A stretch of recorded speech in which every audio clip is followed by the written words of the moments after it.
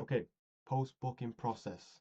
A lot of what setters miss out on when it comes to setting. They think they just book the call and then, it's all happy from there when it's not.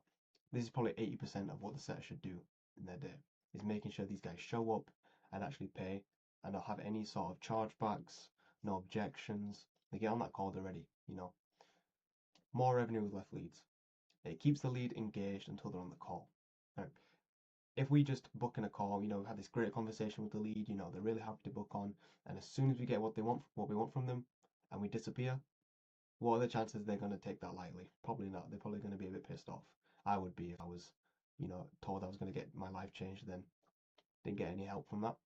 So it also saves the time by double qualifying before the call. So as soon as the setter sees the automation come through, all the guys booked in, he can go in and see, okay, it says on the form he's disqualified, or he says, no, I don't have the money. He can go in back again and just say, look, I saw on the form that you put you don't actually have the money. Is it more like you're scared to, or what's going on here? And if he says he doesn't actually have the money, we can cancel the call, we can move on. Saves you time, saves the setter time, saves all the stress. It allows you to pre-handle objections. And what I mean by that is when the setter goes in there, if you didn't get a chance to really fully get him to open up or talk about limiting beliefs, the setter can go in there, talk about how he believes this is the great product. He can give sales assets such as testimonials, long form YouTube content, or even just like vlog videos, anything like that to build the connection and show the potential in what this offer does for them, right? So that when they get on that call, they already believe in the product. It's just a matter of how do they get to pay, you know? It's proven to almost double show up rates, maybe even triple, depending on how good and dialed in the post-booking process is. And that's because mainly the call is the most important part of the sale, right? The setter can't make any money if he doesn't get if the show up rate's right. And it just saves you a lot of time. I mean, it's better to have a 50% show up rate with, 5 calls than a 30% show up rate with like 7 calls, 8 calls. You know, it just makes it a lot easier. Allows the setter to bridge the gap better as well. And what I mean by that is pretty similar to pre-handling objections. We're just making sure that they actually see how far from their goal they are compared to where they are now, so that when they get on that call, they really want your help. You gotta make them see how far they actually are. Make them visualize it. So a higher show rate and a higher close rate means less churn. If you're doing 10 calls a day, or 10 calls a week, sorry, and you're only closing 2 of them, you've wasted about 8 hours of your day, right? 4 to 8 hours of your week, just talking to people for no reason, pretty much, right? But if we could just up that, or even double that show rate, you've wasted less time and you've made double the money. So it's a good opportunity to build a real connection with these leads as well. Because at the end of the day, sales is a human connection, right? Sure, we have AI these days and it's taking over. I agree with that. But closing is still here.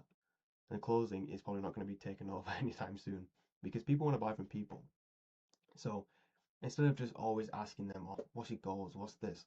Talk about their life. Talk about the dog they mentioned earlier. This is what the setter can do to actually help them show up to the call as a friend and not just a coach, but actually a guy that they can open up to, who they can relate to, you know.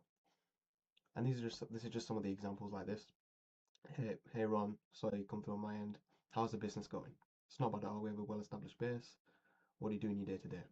Right? It's a good opportunity to not only find out more about themselves because they might accident or might slip up about their own pain that we didn't get to figure out before or didn't get a chance to, but we also get to build that friendship, and it just shows how much potential it has to actually grow your business.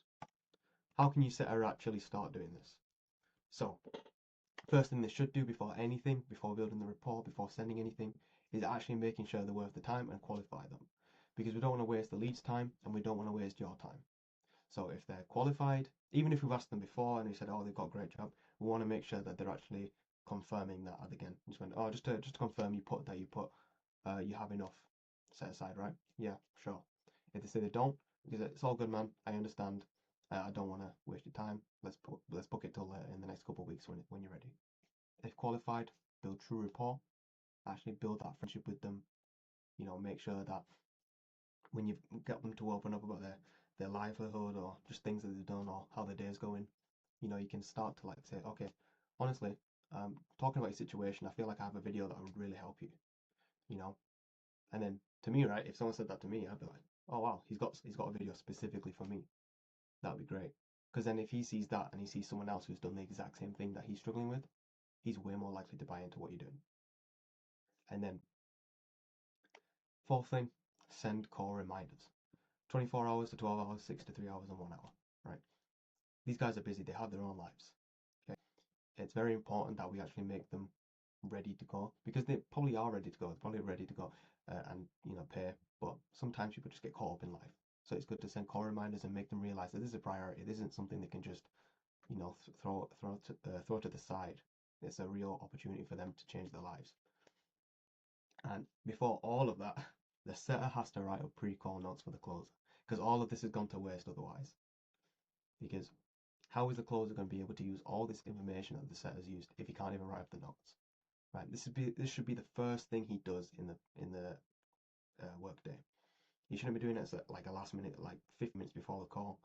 You should allow the closer to have the time to actually study what the notes say so he can memorize it and think, okay, so he doesn't have to keep switching back and forth from the call or whatever. He knows exactly what the lead wants. He can have a call with them later maybe and just go through, hey, my guy just mentioned all these things you've been having problems with, like, how you doing? You ready for the call? Just works out way better.